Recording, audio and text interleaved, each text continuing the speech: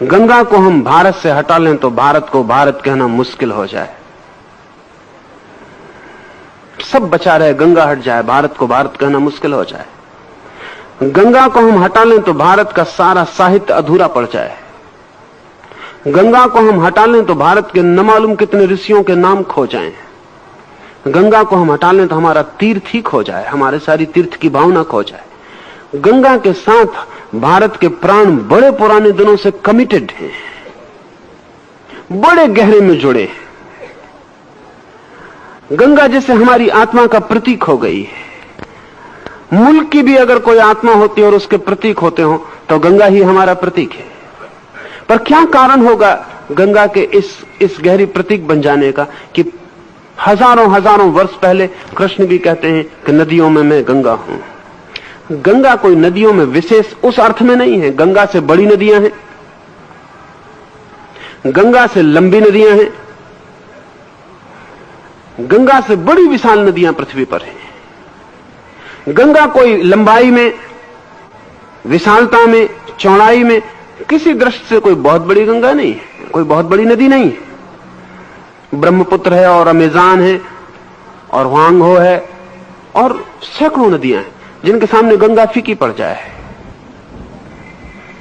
पर गंगा के पास कुछ और है जो पृथ्वी पर किसी भी नदी के पास नहीं है, और उस कुछ और के कारण भारतीय मन ने गंगा के साथ एक तालमेल बना लिया। एक तो बहुत मजे की बात है कि पूरी पृथ्वी पर गंगा सबसे ज्यादा जीवंत नदी है, अलाइव। सारी नदियों का पानी आप बोतल में भर के रख दें, सभी नदियों का पानी सड़ जाएगा, गंगा भर का नहीं सड़ेगा।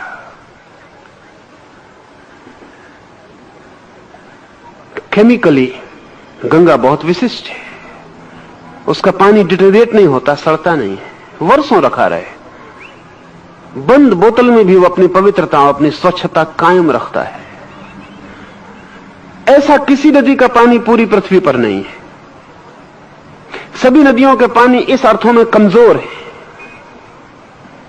गंगा का पानी इस अर्थों में विशेष मालूम पड़ता है, उसका विशेष केमिकल गुण मालूम पड़ता है। गंगा में इतनी लाशें हम फेंकते हैं, गंगा में हमने हजारों हजारों वर्षों से लाशें बहाई हैं। अकेले गंगा के पानी में सब कुछ लीन हो जाता है, हड्डी भी। दुनिया की किसी नदी में वैसी क्षमता नहीं।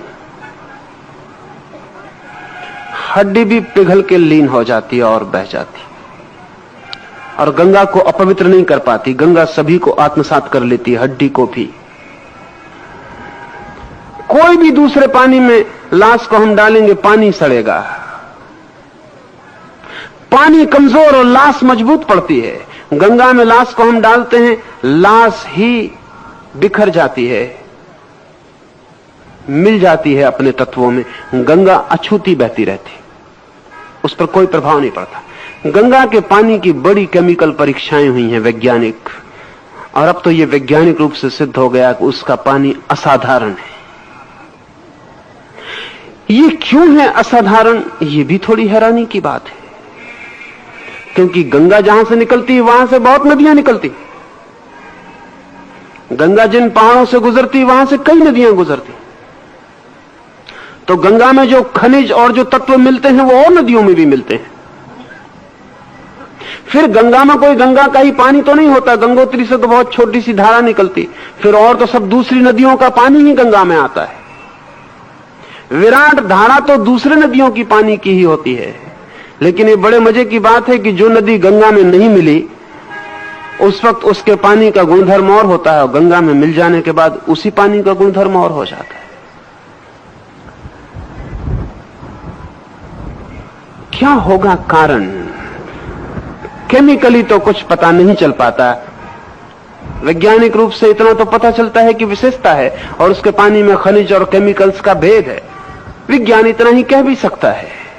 लेकिन एक और भेद है, वो भेद विज्ञान के ख्याल में आज नहीं तो कल आना शुरू हो जाएगा, और वो भेद है गंगा के पास लाखों लाखों लोगों का जीवन की परम अवस्था को पाना, ये मैं आपसे कहना चाहूंगा कि पानी, जब भी कोई व्यक्ति, अपवित्र व्यक्ति पानी के पास बैठता, अंदर जाने की बात अलग, पानी के पास भी बैठता है तो पानी प्रभावित होता है और पानी उस व्यक्ति की तरंगों से आच्छादित हो जाता है और पानी उस व्यक्ति के तरंगों को अपने में ले लेता है। पानी बहुत शीघ्रता से चार्ज्ड हो जाता है, पानी बहुत शीघ्रता से व्यक्तित्व से अनुप्राणित हो जाता है, पानी पर छाप बन जाती है। लाखों लाखों वर्ष से भारत के मनीषी गंगा के किनारे बैठकर प्रभु को पाने की चेष्टा करते रहे हैं और जब भी कोई एक व्यक्ति ने गंगा के किनारे प्रभु को पाया है तो गंगा उस उपलब्धि से वंचित नहीं रही। गंगा भी आच्छादित हो गई है। गंगा का किनारा, गंगा की रेत के कण कण, गंगा का पानी, सब इन लाखों वर्षों में एक विशेष रूप से स्पिरिचुअली चार्ज्ड, आध्यात्मिक रूप से तरंगायित हो गया है। इसलिए हमने गंगा के किनारे तीर्थ बनाए, इसलिए लोग गंगा की यात्रा करते रहे। इसलिए लोग सोचते थे कि गंगा में जाके पाप धुल जाएंगे। वो पाप गंगा की वजह से नहीं धुल सकते, लेकिन गंगा के पास जो मिल्यू है, गंगा के पास जो वातावरण है, वो जो लाखों लाखों वर्षों की छाया है, उस छाया में जरूर आप अगर अपने हृदय के द्वार खोलें तो आप दूसरे आदमी होकर वापस लौट सकते।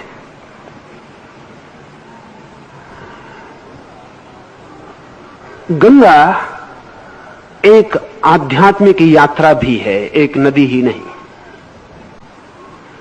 और इस तरह के बहुत से प्रयोग हुए हैं। जैनों के 22 तीर्थंकर पार्श्वनाथ हिल्स पर निर्वाण को उपलब्ध हुए। एक ही पर्वत पर 22 तीर्थंकर निर्वाण को उपलब्ध हुए, 24 तीर्थंकर में से। यह आकस्मिक नहीं मालूम होता है, क्योंकि 22 तीर्थंकर 24 में हजारों साल का फासला है। इन हजारों साल में ये 22 व्यक्ति अपने मरने के क्षण में एक छोटी सी पहाड़ी पर पहुंच गए। ये पूर्व नियोजित है, आयोजित है। उस पूरे पहाड़ को चार्ज करने की चेष्टा जैन तीर्थंकरों ने की। वो पूरा पहाड़, जब एक तीर्थंकर अपने शरीर को छोड़ता है तो ये घटना उस घटना से बड़ी है जब एक अणु का विस्फोट होता है, लेकिन वो हमें पता चल गई है। अभी दूसरी घटना हमें पता नहीं चली। वैज्ञानिक अब कहते हैं कि एक अणु के विस्फोट से इतनी ऊर्जा पैदा होती है कि सारी पृथ्वी आग से भर जाए। हिरोशिमा में जो अणु का विस्फोट हुआ उसमें 1,20,000 आदमी 5 सेकंड में राख हो गए। अणु आंख से दिखाई नहीं पड़ता, इतनी छोटी चीज है। और अणु के विस्फोट का मतलब क्या है? अणु के विस्फोट का मतलब है कि अणु 3 इलेक्ट्रॉन, पॉजिट्रॉन, न्यूट्रॉन से मिलकर बनता है।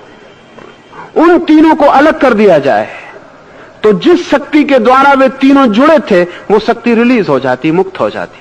वही शक्ति 1,20,000 आदमियों को 5 सेकंड में राख कर देती। एक छोटा सा अणु जो आंख से दिखाई नहीं पड़ता, अगर हम अणु को समझना चाहें तो अगर 1,00,000 अणुओं को एक के ऊपर एक रखें तो आपके बाल की मोटाई के बराबर होंगे।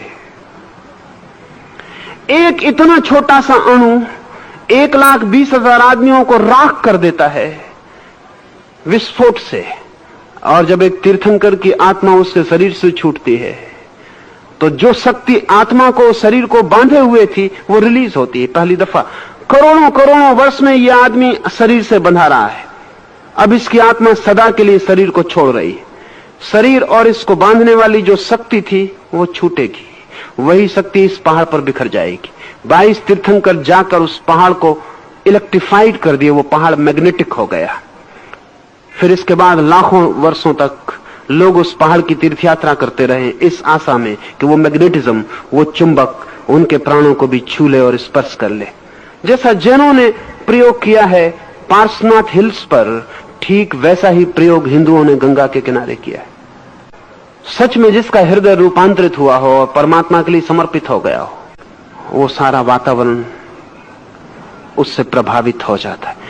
कण कण उनके प्रभाव को पी लेता है, आत्मसात कर लेता है। कृष्ण कहते हैं मैं नदियों में गंगा हूं। गंगा साधारण नदी नहीं है, एक आध्यात्मिक यात्रा है और एक आध्यात्मिक प्रयोग। लाखों वर्षों तक लाखों लोगों का उसके निकट मुक्ति को पाना, परमात्मा के दर्शन को उपलब्ध होना, आत्म साक्षात्कार को पाना, लाखों लोगों का उसके किनारे आकर अंतिम घटना को उपलब्ध होना। वे सारे लोग अपनी जीवन ऊर्जा को गंगा के पानी पर उसके किनारों पर छोड़ गए।